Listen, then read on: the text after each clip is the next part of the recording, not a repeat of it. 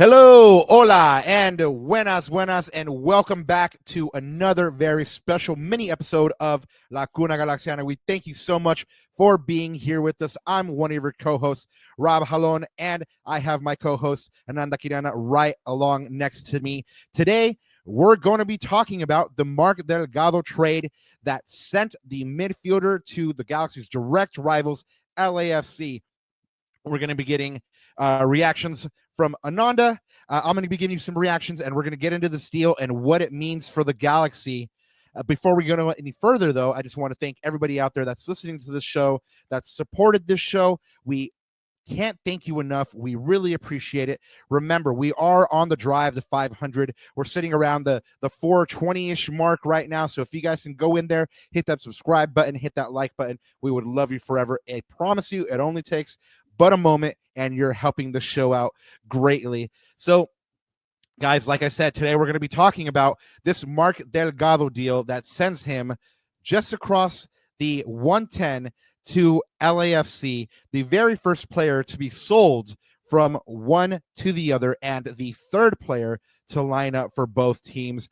And we're going to be asking you, the listeners, is it ever acceptable to sell to your direct rival? Of course, the Galaxy and LAFC are battling for the hearts, minds, and footballing soul of the city. And now there is a direct transfer from one to the other.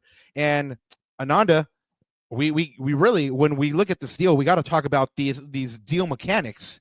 But before we get into those deal mechanics, just give me your one word reaction for how you felt when you found out about this deal. Huh?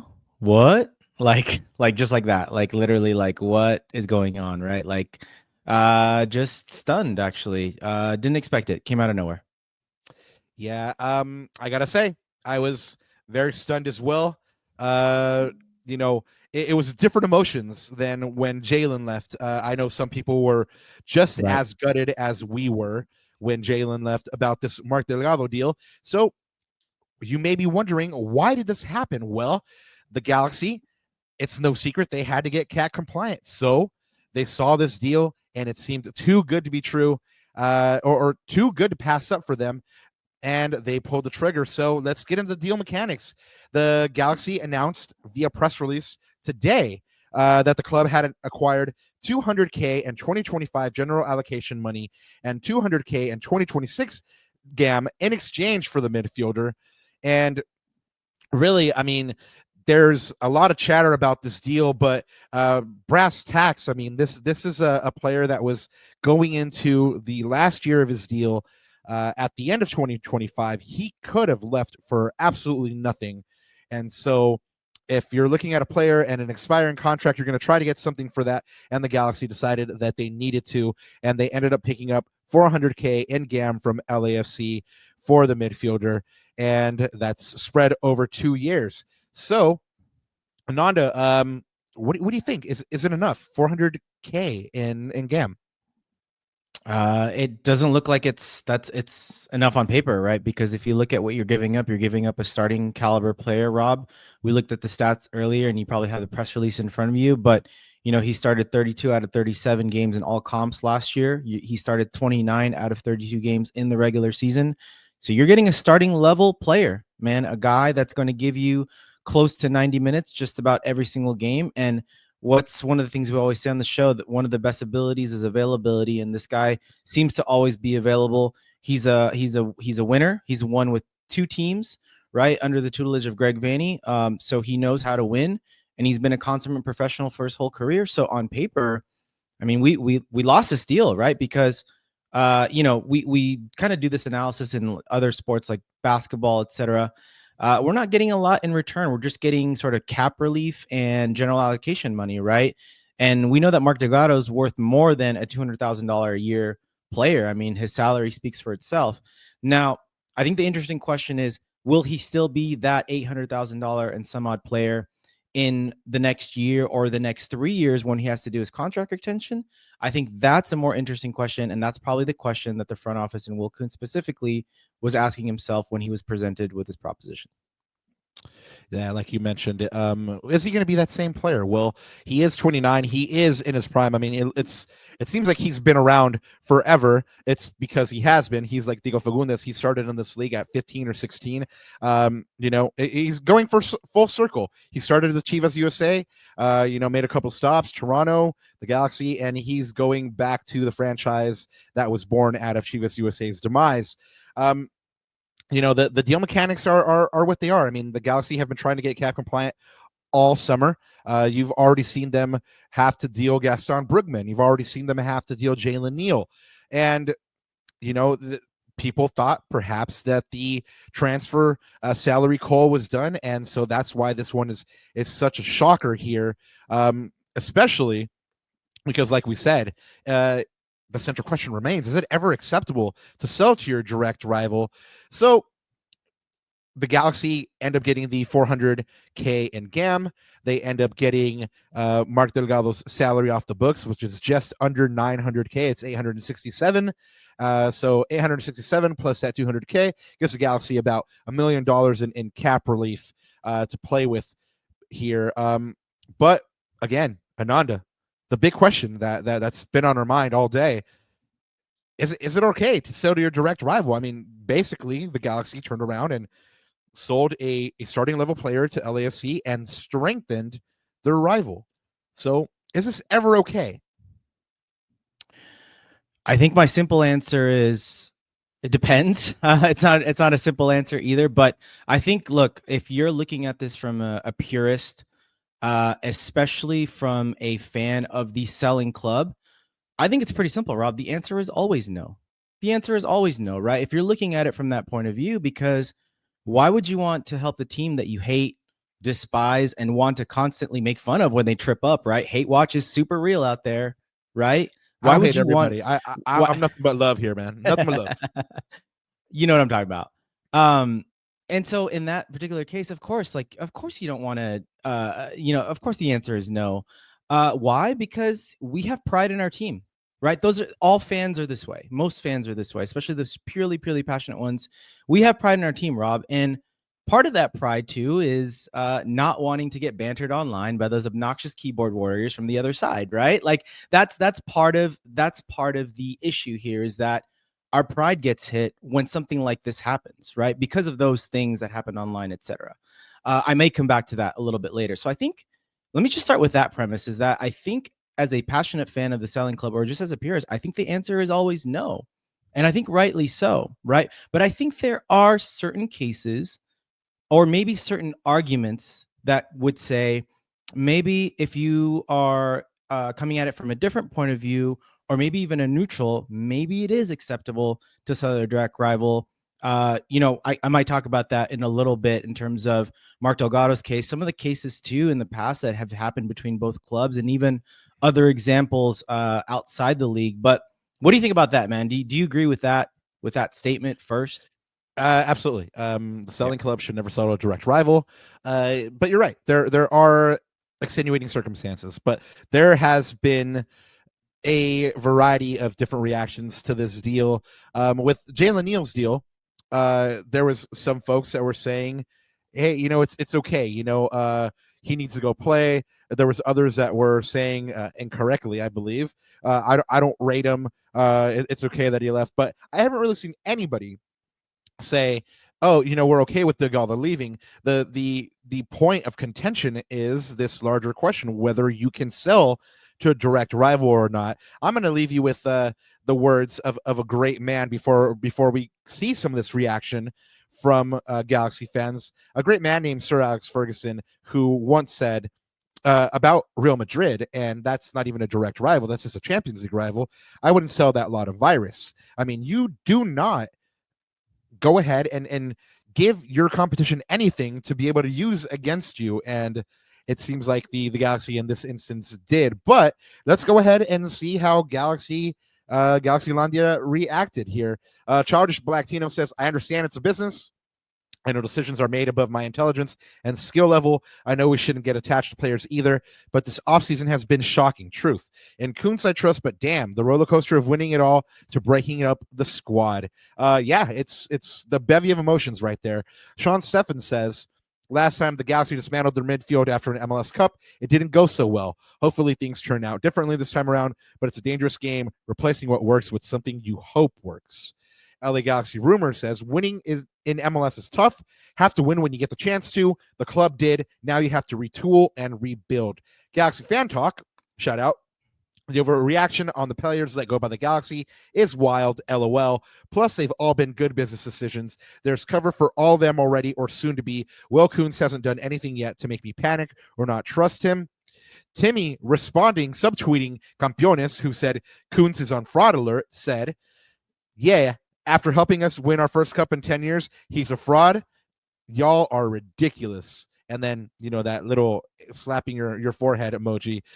Shout out Idoru. Idoru says, it really, really, really, really, really sucks. I think that's how many reallys are in there.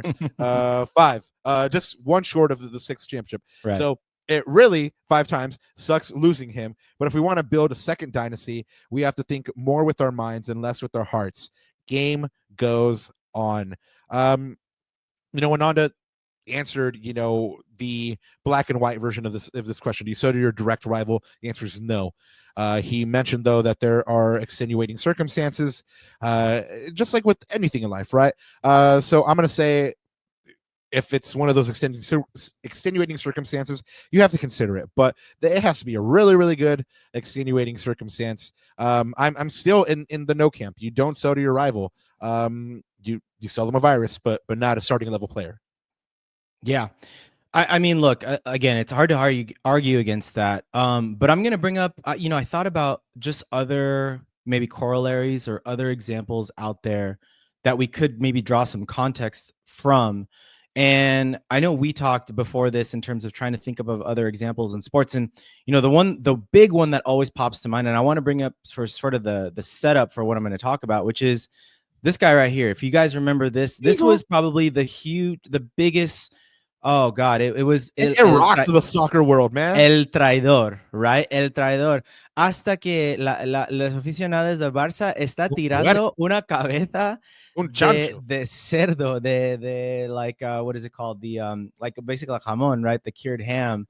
And so I thought about this example, and look, this was magnanimous, which is a new word in my vocabulary, or just as huge in terms of the stature of both teams, the vitriol and hatred that both teams have. I mean, Rob, this hate cuts deep. It goes back like centuries old, right? It goes back to even the time when Spain was under a dictatorship under Franco, right, and Catalonia and all that stuff. So it runs super. We're super fortunate deep here that we don't have any of that hanging over this rivalry. I mean, the Real Madrid-Barcelona rivalry. I mean, there's actual blood there in that rivalry. We're lucky that it's not the case here. There's actual history and historical significance behind it. But here's the other thing that's really important to note. Luis Figo was a star, Rob.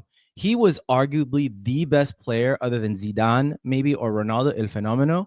He was probably the best player in the world at the time. So you figure, it's almost like if Messi went to Real Madrid, or it's also it's if like Kobe went to the Celtics, it would have been that much of a room shaker, right? And that's the thing here, and that's why there was so much backlash on this, is because it's the context of the situation in terms of the star power and what Figo did and meant to Barcelona at the time. And you talked about strengthening your rivals. Well, he sure did, right? He helped Madrid win 2 La Ligas and 1 European Cup, or Champions League. I think at that time it was a Champions League already. And, that was one of the things that he wanted, right? So, look, I think in this case, I think it's not. And long story short, if you guys want to follow the story, this is really interesting. Go ahead and catch that Figo documentary. I want to say it's on Netflix. But there's basically a clause that the Barcelona president didn't want to pay. And so that's why the deal got done. And Florentino stuck to his word, and et cetera, et cetera. But Rob, Florentino gets what he wants. Yep, always, right? He's such a don, man. But if I look at this case, for example, and even other cases, Rob, remember Raheem Edwards transferred from LAFC to the Galaxy. John McCarthy just last year went from LAFC to the Galaxy. Number one, those players don't have the same star power that Figo has, right? It's totally different. So what I mean by that is, I'm pretty sure when Raheem Edwards, and John McCarthy, which is a funny one. I'm sure when they sold those players to us, they weren't thinking, you know what, I don't want to sell to them because LA Galaxy is going to be an instant title contender. Well, let's check our Right? terminology here because they weren't sold; they signed on freeze. Signed, right? So, Right. there is a difference. It's signing on a free, and getting Fair. sold are quite different. And so you just it's up to the player when it's signing on a free, because players are professionals and they have their families to feed. So of course they're gonna want to seek work, right? But in to this case, but to that point, I'm sure they had chances. Or I'm sorry, they meaning LAFC, the front office had a chance to re-sign them, but I don't know the exact circumstances of both deals, but I'm sure at that point they didn't have either the will or the cash, obviously, but they probably had the opportunity to resign him, but they didn't. So in a sense, it is kind of giving them away, not technically, of course, like you mentioned it, but they did have a chance to resign him and they didn't, right? And they went to the other side. but they could have gone anywhere. Fair, right. But in this case, right, in Mark Delgado, yeah, we did sell them to a rival, but I think it's different. It's not the same case as Figo, whereas I don't think Will Kuntz is going to this and saying, if I sell Mark Delgado to LAFC, they become an instant title contender. I don't think that's the case, right? So I think for me personally, that kind of just tempers it a little bit. Again, we go back to the pride thing, like I talked about earlier. And here's the other thing, man. I want to bring up this example because I think it's really interesting. I think part of this too, perhaps, again, to soften the blows, is it ever acceptable? You think about the context of the player, right? That's one thing in terms of it. We don't know the full story. And by the way, guys, catch us real soon. We're planning to have hopefully Will Kuntz on and hopefully kind of get the actual story and sort of the details and stuff behind it. But we are under the assumption as of now, based off of what we're hearing, is that, Mark Delgado and his wife just bought a house in the area and they didn't want to uproot their family at the moment, right? So as a world-class organization, I think thinking about your players in that capacity, I think that speaks volumes because you know what? I'm sure players talk and they talk about what the locker room, what the front office, the environment, the culture around the team. And so I think, we wanted to do good by him because he was a great servant to this club, right? So I think that's one piece of the context. But the other piece is, I wonder if honestly, like, we're such a good team and we have such a world-class organization, very similar to what Guardiola did in Manchester City when they sold Arsenal, Gabriel Jesus and Zinchenko, and said, all right, guys, I'm not going to give you that much playing time, but you know what? You're free to go. But I will sell you to wherever it is that you want to go because you won championships for me. But I feel like in his mind, Guardiola was like, I don't think that they've sort of went past their level. And I'm confident in my ability and my scouting ability, along with my front office and my ownership group, to scout players that can immediately replace them and that are at the level or even better than what I just gave up, right? And so I have a little thing in my head that says, you know what? Maybe because of the opportunity presented in front of them, maybe that's one of the things that Will Kuntz in the front office is saying, that like, okay, we're going to do good by Mark, but we have the confidence in ourselves, in our talent ID, in our scouting to replace what we had and maybe even have, in the either the same or better than what we had quality wise. And I think, again, so if you're coming at it from that point of view, maybe, all those things combined, maybe it is acceptable. But again, as a fan, as a purist, I'm going to go back to what I said earlier. It's a definite no, right? Yeah. Well, again, it depends who you're asking. Is it acceptable? Well, I'm pretty sure Mark would tell you yes, because he gets to say in Los Angeles, if indeed him and his wife did just buy a home, it's acceptable for other players as well, because like you said, they do talk. And of course it's acceptable to both front offices because they got a deal done. The people it's not acceptable to are probably the fans. But you did mention that Will Kuntz and his front office team probably has the confidence that they're able to identify other players to plug these gaps, right? So let's go ahead and take a look at the depth chart where the Galaxy currently stand and what this deal means for them. Ananda, you went ahead and put together this depth chart here. So now we're looking at this midfield here with a potential starting three of Royce, Sanabria, and Cerrillo. Cerrillo having Isaiah Prenante backing him up. Sean Davis backing. I'm so sorry. That's Royce, Cerrillo, and Sanabria, and which is not yet over the line, guys, but very close to being over the line. It's been reported. So if you have Royce, Cerrillo, and Sanabria there, you have Ramos Jr. backing up Royce, Parente backing up Cerrillo, and Davis backing up Sanabria. So if this does come to pass that Sanabria is brought in, there's a lot of pressure on this young man's shoulders already to replace a starting level player that's a guy that Greg Vanney's called the great bouncer, right? So it's not an envious position to be in for Lucas Sanabria to have to come in and not have that period of acclimation that perhaps Emi Garces did. He has to come in and hit the ground running. For me, it just seems like the Galaxy is lacking bodies there in the midfield. But chat again, we're asking you. I mean, the central question here is it okay to sell to your rivals? Is it ever acceptable? You've heard us put a couple of caveats there, a couple of situations where perhaps it might be okay, but go ahead and let us know in the comments. Let us know what you think. Is it still okay? Was Will Kuntz in the right on this one here? He did bring the Galaxy their first title in his first year, so he's batting 1,000. I mean, Rob, the last thing I'm going to say is, being an Arsenal fan right now, we're kind of stuck with a couple of Chelsea rejects, right? So that's another thing. It's like, maybe it is acceptable if you know that this guy's already hit the peak of his powers and he's going to go decline from here. Again, this is why you and I are in the chairs that we are in, and Will Kuntz in the front office are where they are, right? Because I'm sure they know more than anyone else, sort of talent ID, scouting ID, sort of they see these players day in and day out. So they know, they have an idea. Is it a gamble? Absolutely. But time will tell, and let's pass judgment when time has passed. Yeah, we'll definitely have to revisit this in about a year and see what kind of impact this ended up having. But Galaxy fans, just recapping here for you, if you were under a rock and you didn't know, the LA Galaxy have officially traded Mark Delgado to direct rivals LAFC, and that's why we're here asking you, is it ever okay to sell a player to a direct rival and strengthen them? It remains to be seen what LAFC is going to do this year.